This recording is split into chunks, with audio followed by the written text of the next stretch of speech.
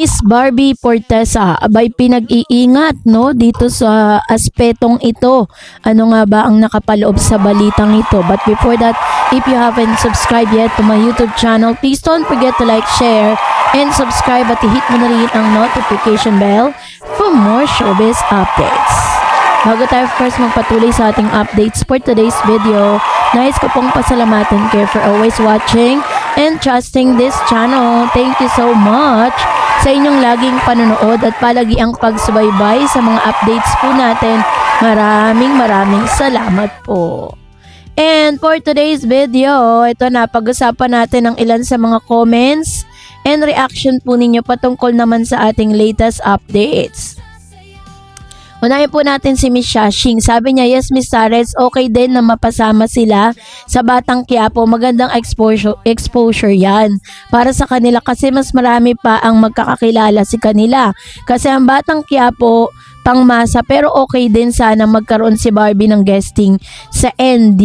Ayun. So never say die sinasabi siguro ni Mamshi. Alam niyo po, posible po yan kasi pagpaparating na yung pinakabagong program nitong si Miss Barbie, possible yan. Sabi po ni Miss Elenita, wow sana nga Miss Sarez, yan ang matagal ko nang hinihintay. Magiging masaya lahat ng mga Barda fans. Sabi ni Sosyalerang taga-Bukid, patapos na po ang Batang Quiapo ma'am. And I think March dapat December, kaso na-extend po until March. So sabi ni Miss Leo sa photo, wow sana totoo yan Miss Sarez, masaya ako kung magkasama na sila.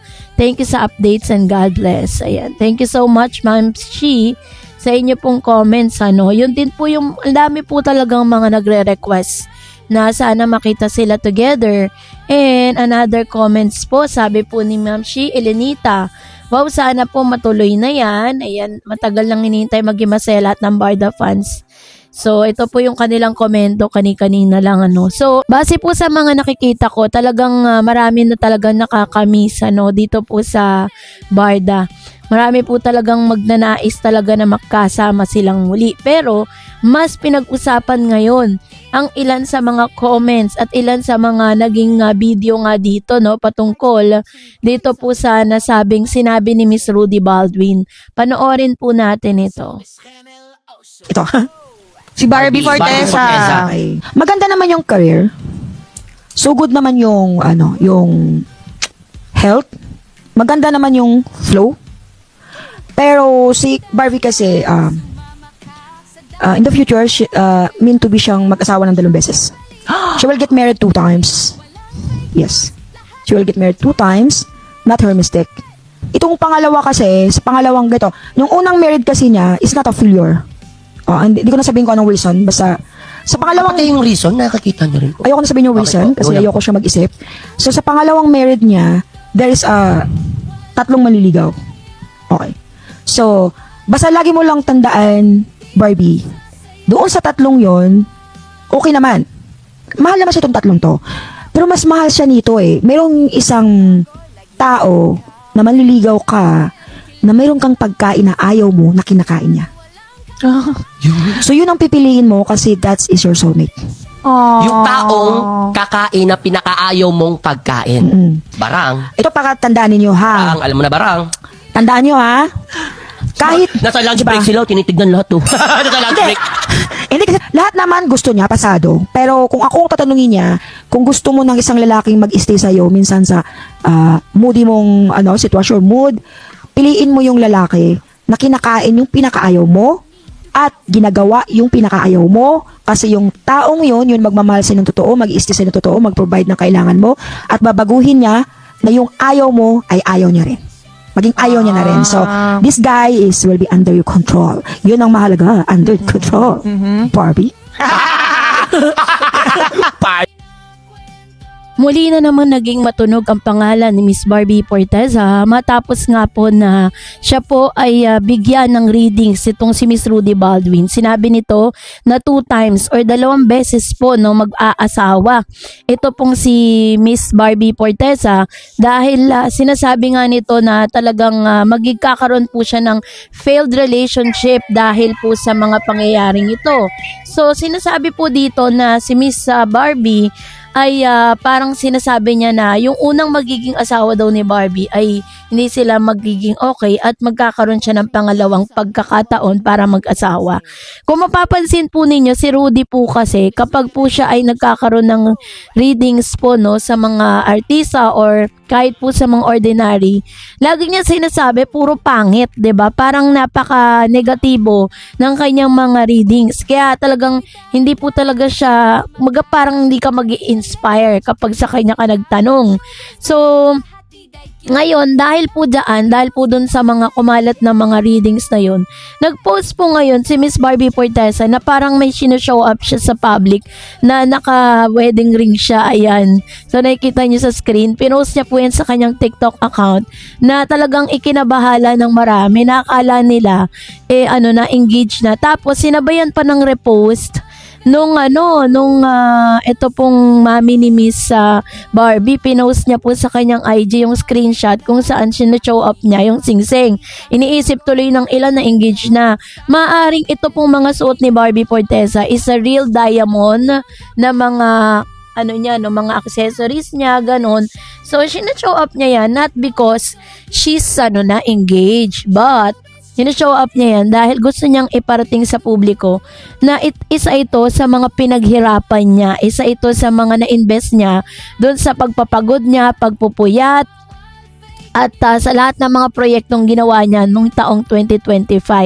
Kasi kung mapapansin niyo, 'di ba, sunod-sunod yung mga projects niya, 'di ba?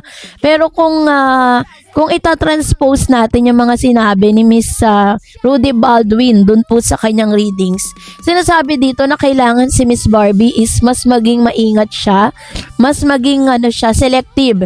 Hindi basta-basta gagrab ng isang lalaki na hindi siya kayang panindigan, ganon. Mas maganda pa rin talaga na pumili siya ng tamang tao para sa buhay niya. Kasi lahat naman ng tao, lahat naman tayo ay nakakaranas ng failure, lalo-lalo na pag mali yung choices natin. Yun po yung nais i-convey ng mensahe ni Rudy Baldwin dun po sa kanyang readings. Kasi ako, I personally, hindi po talaga ako sampalataya sa mga sa mga readings or sa mga hula, kasi pag sinabing hula, ibig sabihin that's really a wild guess. And hindi po yan hindi po yan galing sa Diyos. Lahat po yan ay parang nagpapalito. Alam niyo po ba na ayaw ng Diyos na nagpapahula ang isang tao, kasi that is satanic satanic things. Hindi po siya kalooban ng Diyos. Kaya kung ilalagay natin sa mas positive perspectives yung mga sinabi nun, Barbie should choose the best man for him. Hindi yung basta-basta man lang, kasi alam natin deserve ni Miss Barbie Fortesa na sumaya sa dami ng mga sacrifices sa ginawa niya, not only for their family but also for their love life sa kanyang pong buhay. Kaya naman na wini-wish natin na mapili niya na yung best guy for him. So that's it for today. For more videos and updates, please don't forget to like and subscribe, and please don't forget to follow my Facebook page, Dareds TV. God bless everyone.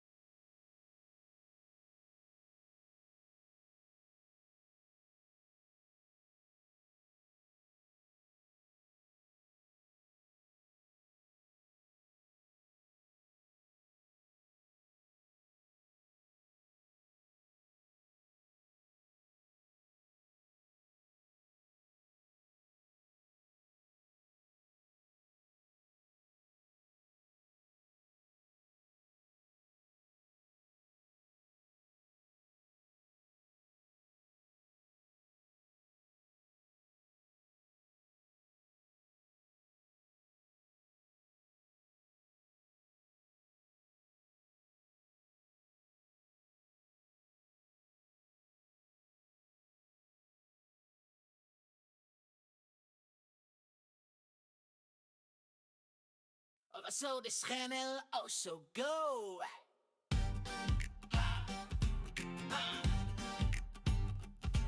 Woo!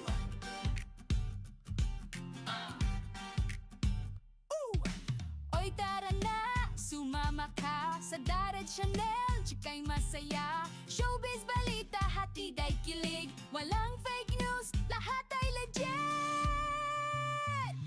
Dared Channel, oh so good. Showbiz chismis, feel the groove. Tunay na kwento, walang daya. Bawal fake news dito sa Saya. Kumapit na, makijam, balitang bago, laging on cam. Star-studded, kilig at tawa. Sa Dared Channel, walang kaba. Dared Channel, oh so good. Showbiz chismis, feel the groove. Tunay na kwento, walang daya. Bawal fake news dito sa Saya. Hey, fake news out, truth in the house. Legit ang chika, no need to browse. Kung balita ang hanap mo, dito ka na. Dared Channel, siguradong saya. Dared Channel, oh so good, oh so good. Showbiz chismis, feel the groove. Tunay na kwento, walang daya. Bawal fake news dito sa Saya. Dared Channel, oh so good. Showbiz chismis, feel the groove. Tunay na kwento, walang daya. Bawal fake news dito sa Saya. Thanks for watching Gansang for watching Bang Bilay Kaseo.